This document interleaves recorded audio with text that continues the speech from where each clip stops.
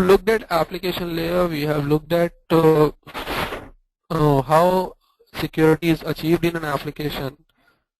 Now we are going to look at what are the various application components which help us to come up with an application. So these are the 4 components in an application.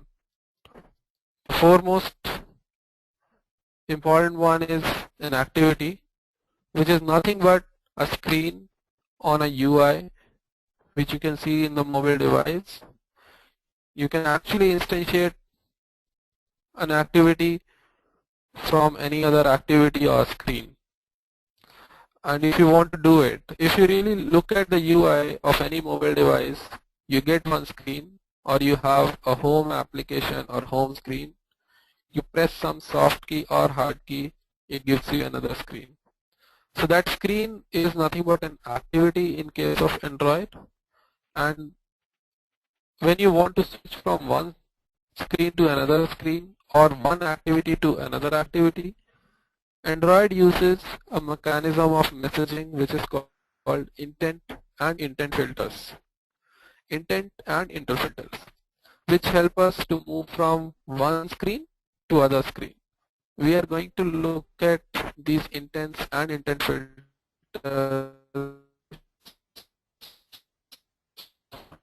in the upcoming slides. So idea here to use intent and intent filters. Then we have something called services, which are long-lived and they run without UI. So it's possible for you to connect to, or in Android terms, bind to an ongoing service and just start the service if it is not already running. So if you have got a background service, you can bind to it, or if you want to start it afresh, you can start it. And once you are connected to a service, you can seamlessly communicate with the service through the interfaces, whatever the service exposes. There is something called content providers, which is used to store or update or retrieve data. So this data is generally stored in file system or SQLite database, and it's extremely useful for sharing big chunks of data across applications. Content provider actually, when we are looking out from an application point of view, we do not applications do not talk to content provider directly. They actually talk to content resolver, an entity called content resolver, and content resolver can talk to any content provider. So whenever there is a content provider, it implements a standard set of methods that enable various applications to retrieve or store the data.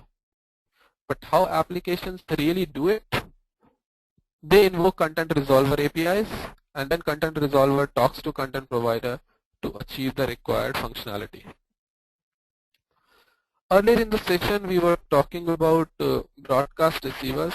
This is the last component of an application, but equally important whenever you want to react to an external event.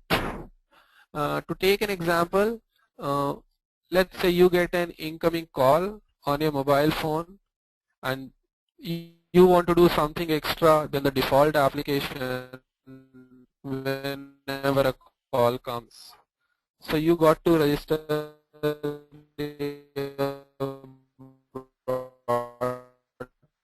broadcast receiver. So whenever the phone ring comes, or have any UI. But you can use the application framework. You can use the notification manager to alert the user.